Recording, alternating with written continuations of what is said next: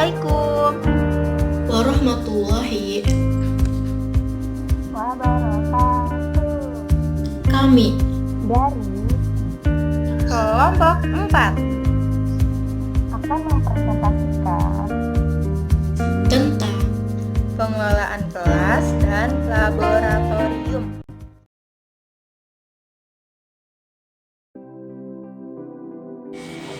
Menurut Jamarah dan Aswan pada tahun 2000, pengelolaan kelas itu dibagi menjadi dua, yaitu pengelolaan dan kelas. Nah, pengelolaan kelas ini adalah keterampilan seorang guru untuk menciptakan dan memelihara kondisi belajar yang optimal dan memelihara kelas tersebut agar lebih efektif dalam belajar mengajar. Biasanya kan kalau misalnya di kelas itu kan ada aja ya anak yang rusuh gitu. Nah, gimana caranya si guru ini tuh harus bisa mengelola kelasnya sendiri biar lebih jadi efektif dalam belajar mengajarnya dan teratur. Dalam pengelolaan kelas memiliki tujuan. Menurut Ari Kunto pada tahun 1988, tujuan pengelolaan kelas adalah menciptakan setiap anak di kelas agar bekerja dengan baik dan segera tercapainya tujuan pengajaran secara efektif dan efisien. Jadi si guru ini kalau misalnya dia bisa mengelola kelas, anak-anak yang si guru ini ajarin itu bisa jadi lebih berkonsentrasi dalam menangkap pelajaran yang diajarkan oleh guru tersebut. Ini akan menjelaskan tentang prinsip pengelolaan kelas. Kunci guru dalam mengajar adalah kemampuan guru dalam mengelola kelas. Menurut Jarman dan Aswan tahun 2002, terdapat dua faktor yang mempengaruhi pengelolaan kelas, yakni ada faktor intern siswa dan faktor ekstern siswa. Faktor intern siswa ini di mana faktor yang berasal dari diri siswanya, yang berhubungan dengan emosional, pikiran, tingkah laku. Sedangkan faktor ekstern siswa itu faktor yang berasal dari luar, berupa suasana kelas, di mana suasana kelas itu harus tercipta dengan nyaman sehingga siswa dapat mudah menerima materi yang disampaikan oleh gurunya. Lalu ada jumlah siswa. Jumlah siswa ini di mana jika jumlah siswanya sedikit, maka akan mempermudah interaksi antara guru dan siswa. Dalam mengelola kelas itu terdapat masalah. Nah, menurut Jamarah dan Aswan tahun 2002, dalam memperkecil masalah yang dihadapi seorang pengelola kelas dapat melakukan prinsip pengelolaan kelas. Yang pertama ada antusias dan akrab, di mana di sini guru harus akrab terhadap siswanya dan berantusias kepada siswanya. Lalu yang kedua ada bervariasi, di mana guru bisa menggunakan media pembelajaran yang bervariasi sehingga siswa tertarik, sehingga siswa juga mau belajar. Nah, lalu ada keluasan, di mana keluasan ini dapat dilakukan guru agar terhindar dari keributan dalam kelas, kemalasan siswa dalam mengerjakan tugas. Nah, lalu ada tantangan, di mana guru bisa menggunakan kata-kata atau tindakan yang menantang. Biasanya kan anak itu kalau misalkan masih sekolah dasar dia tuh anak-anak itu biasanya mereka menyukai yang namanya tantangan. Nah, lalu ada penekanan hal-hal positif. Nah, di sini guru harusnya memperhatikan positifnya saja, jangan mengomentari negatif-negatif yang terdapat dari siswanya. Lalu ada penanaman disiplin kepada siswa. Nah, di sini nih penanaman disiplin kepada siswa itu tujuan dari pengelolaan kelas, di mana kita harus menanamkan disiplin kepada siswa, seperti siswa harus datang tepat waktu di kelas dan bisa mengerjakan tugas tepat waktu juga. Selanjutnya saya akan menjelaskan klasifikasi administrasi kelas. Klasifikasi administrasi kelas. Nah, administrasi kelas ini terbagi menjadi dua, ada administrasi pajangan, ada administrasi di atas meja guru. Nah, administrasi kelas ini meliputi papan absen kelas, terus ada tata tertib sekolah, daftar mata pelajaran, daftar piket, lalu ada grafik absensi kelas, grafik kemajuan belajar siswa, dan terdapat gambar lambang negara, presiden, dan wakil presiden Republik Indonesia. Yang kedua ada administrasi di atas meja guru, meliputi program tahunan, program semester, program jangka pendek, jangka menengah, jangka panjang, dan ada program remedial, pengayaan, ada silabus, RPP, buku folio siswa, ada buku panduan belajar, ada buku paket, ada buku BK, dan yang lainnya. Ran dan Aspan tahun 2002 untuk memberikan pelayanan belajar agar siswa nyaman saat pembelajaran berlangsung di kelas dengan melakukan beberapa hal. Di antaranya yang pertama, kita bisa mengatur tempat duduk siswa agar belajar menjadi efektif. Kita bisa merolling tempat duduk siswa yang tadinya siswa duduk di belakang bisa duduk di depan dan bisa merasakan bagaimana rasanya duduk di depan saat proses pembelajaran, dan begitu pula terhadap siswa duduk di depan dan dia bisa merasakan bagaimana duduk di belakang saat proses pembelajaran. Lalu kita bisa menciptakan suasana kelas yang nyaman, bersih, sehingga siswa juga bisa memperoleh dan mendengarkan materi yang disampaikan oleh guru itu secara efektif. Hal-hal yang perlu diperhatikan dalam kelas yaitu yang pertama, pengaturan tempat duduk. Tempat duduk ini mempengaruhi siswa dalam belajar. Sebaiknya tempat duduk siswa itu ukurannya jangan terlalu besar atau tidak terlalu tinggi, pokoknya sesuai dengan kebutuhannya. Jika itu udah sesuai dengan kebutuhannya, maka belajar siswa itu menjadi lebih tenang. Di dalam pengaturan tempat duduk ini terdapat dua formasi, yaitu formasi lingkaran. Ini ditujukan ketika sedang berdiskusi. Yang kedua itu panjang ke belakang. Ini formasi ini untuk ketika si guru ini sedang melakukan belajar pengajaran dengan metode ceramah. Yang kedua ada pengaturan alat-alat pengajaran. Di dalam pengaturan alat-alat pengajaran ini terdapat perpustakaan kelas sekolah, terdapat alat-alat peraga sebagai media pengajaran, terdapat papan tulis, kapur tulis, spidol, pensil, dan lain-lainnya, dan terdapat papan presentasi siswa. Yang ketiga ada penataan keindahan dan kebersihan kelas. Hiasan kelas ini hendaknya dimanfaatkan untuk kepentingan pengajaran. Misalnya itu terdapat burung garuda, teks proklamasi, slogan pendidikan, foto para pahlawan, peta atau globe, penempatan lemari, dan pemeliharaan kebersihan. Dalam pemeliharaan kebersihan ini, siswa dapat digilir untuk kebersihan kelas, yaitu piket setiap harinya. Yang terakhir ada ventilasi dan tata cahaya. Ada ventilasi dalam kelas itu, ada ventilasi yang sesuai dengan ruangan kelas. Sebaiknya tidak ada yang merokok dalam ruangan. Terus ada pengaturan cahaya, perlu diperhatikan. Cahaya masuk harus cukup, masuk dari arah kiri, jangan berlawanan dengan bagian depan. Mengatur tempat duduk siswa harus mencerminkan belajar efektif. Bangku yang disediakan ini akan memungkinkan dipindah-pindah atau diubah tempatnya. Ruangan kelas yang bersih dan segar akan menjadikan siswa bergairah dalam belajar dan semangat. Memelihara kebersihan dan kenyamanan suatu kelas atau ruang belajar sama artinya mempermudah siswa menerima suatu pelajaran. Materi selanjutnya yaitu kegiatan administrasi kelas. Kegiatan administrasi kelas itu yang pertama yaitu pengecekan kehadiran siswa. Pengecekan kehadiran siswa ini berfungsi untuk mengetahui apakah siswa itu masuk ke kelas atau tidak. Kita sebagai guru juga harus mengetahui siswanya itu kemana gitu kan. Jadi pentingnya pengecekan kehadiran siswa itu untuk mengetahui apakah siswa itu masuk di kelas atau tidak.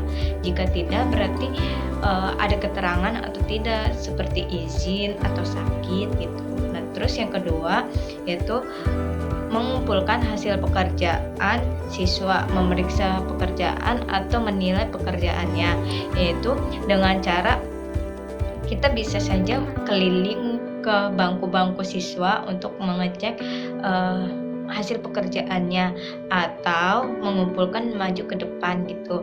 Nah, cara kayak gini ini efektif gitu. Tapi cara penilaiannya jangan langsung, kalau misalnya nih dia salah, jangan langsung dicoret, tapi sebaiknya kita kasih tahu dulu cara-caranya, kayak ini nih salahnya kamu di sini, jadi harus diperbaiki di sini, makanya lebih perhatikan di sini gitu.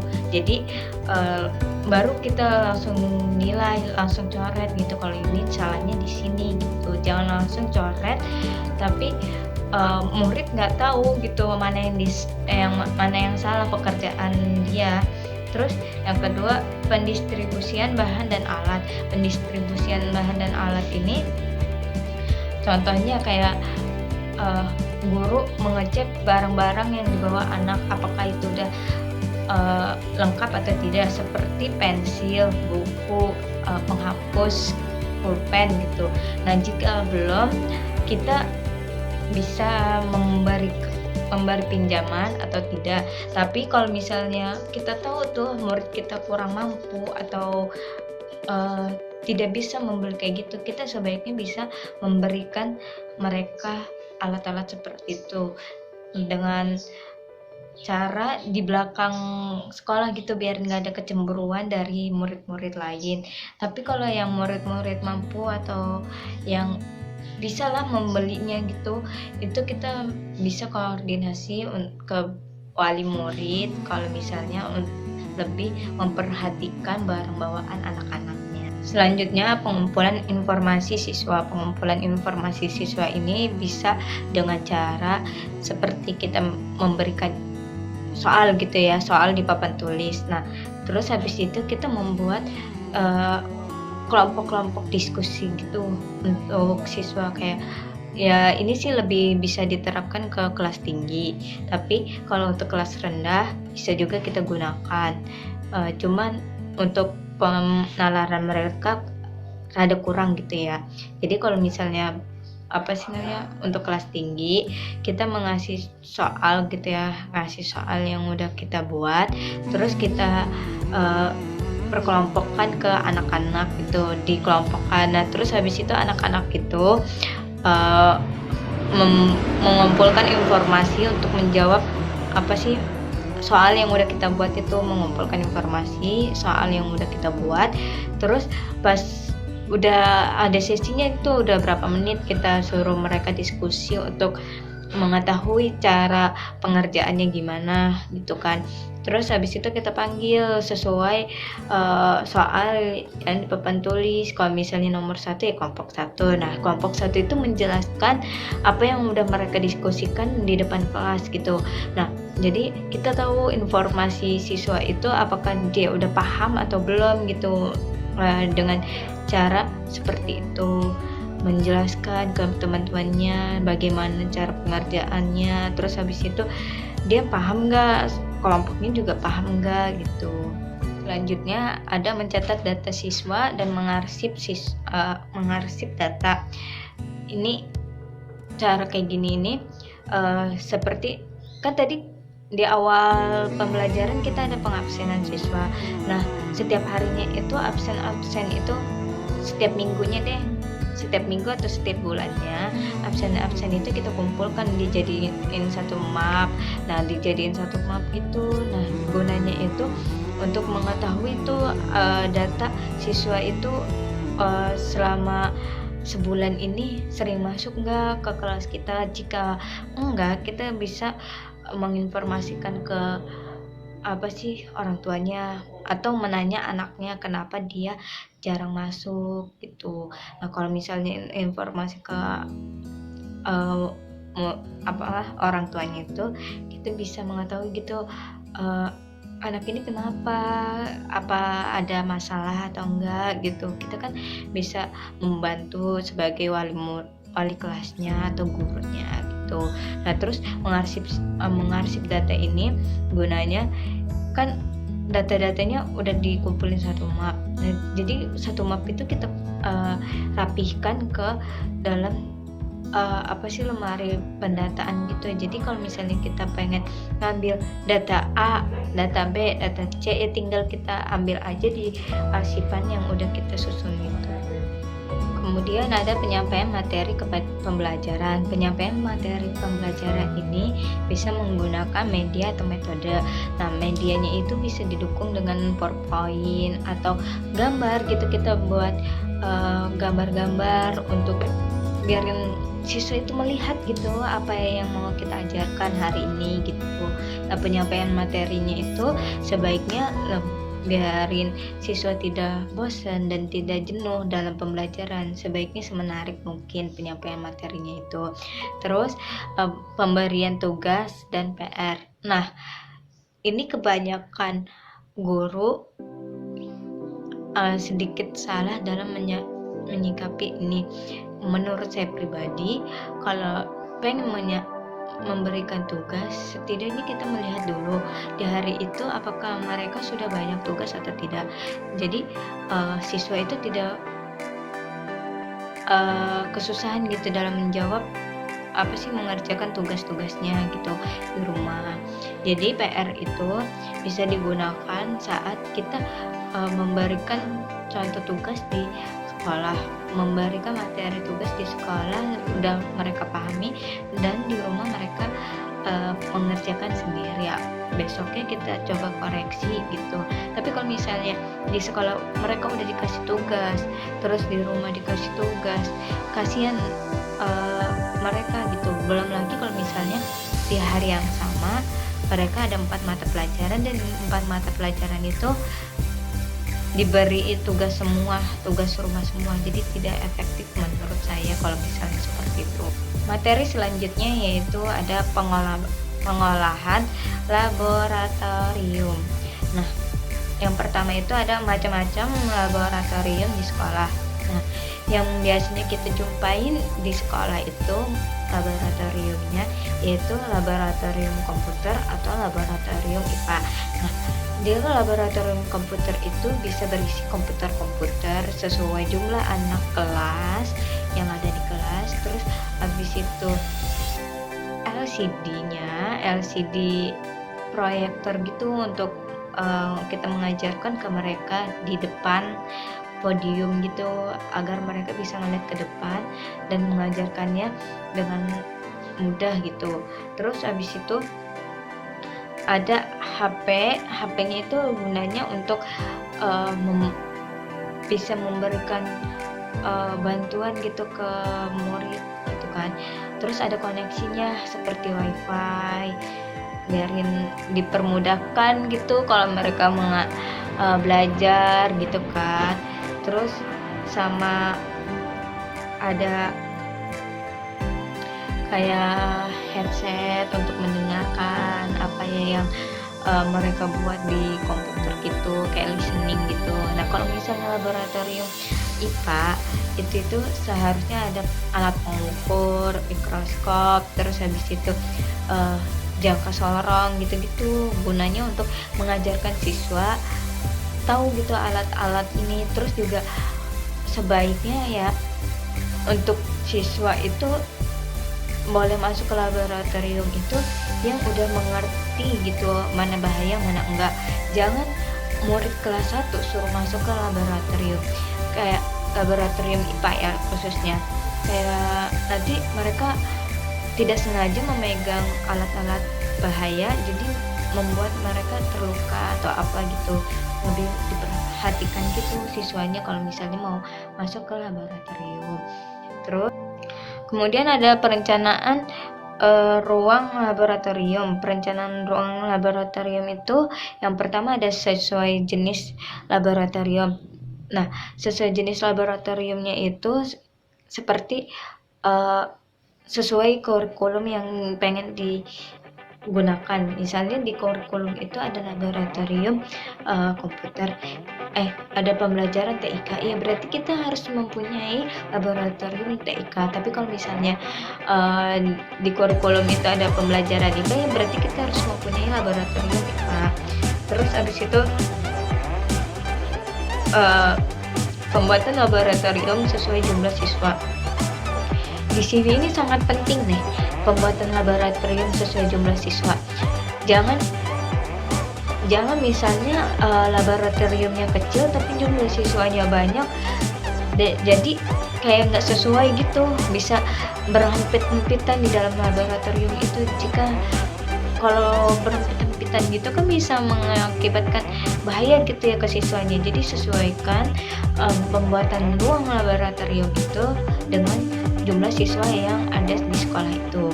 Terus selanjutnya ada lahan untuk pembuatan laboratorium.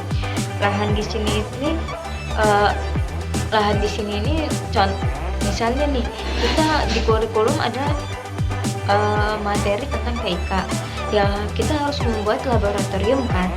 Tapi kalau misalnya di sini kita tidak ada lahan untuk membuat laboratorium, ya kita tidak bisa memenuhi kurikulum tersebut, tidak bisa menciptakan laboratorium gitu untuk di sekolah itu, masih kekurangan lahan gitu.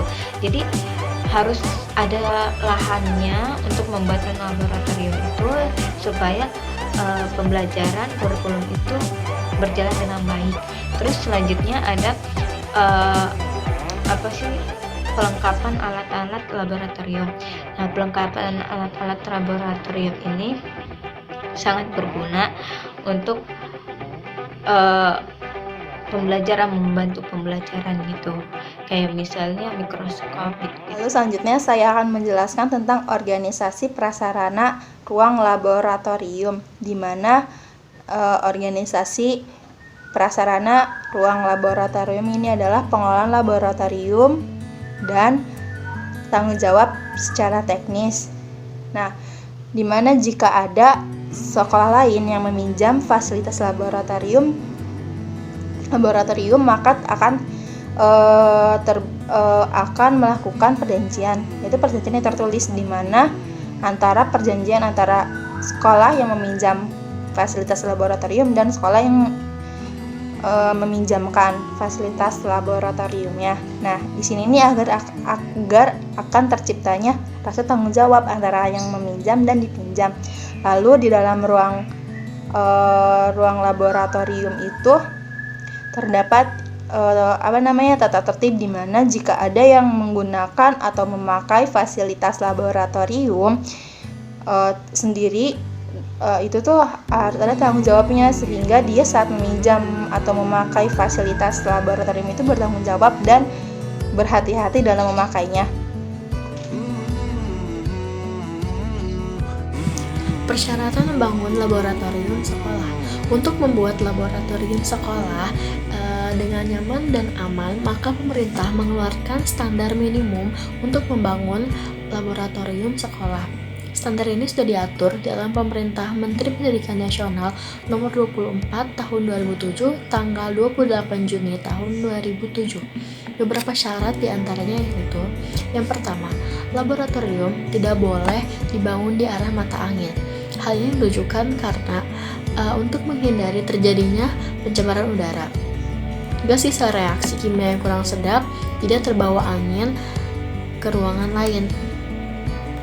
Yang kedua, lokasi laboratorium dibuat jauh dari sumber air agar air di sekitar situ tidak tercemar.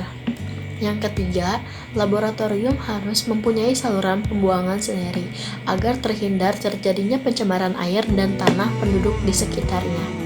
Yang keempat, laboratorium harus terpisah jauh dari bangunan yang lain supaya memberikan sirkulasi udara dan penerangan cahaya yang memadai. Jarak minimum ini disyaratkan sama dengan tinggi bangunan yang terdekat atau 3 meter. Yang terakhir, letak laboratorium pada bagian yang mudah dikontrol dalam kompleks sekolah. Hal ini erat hubungannya dengan masalah keamanan terhadap pencurian, kebakaran, dan lain-lainnya.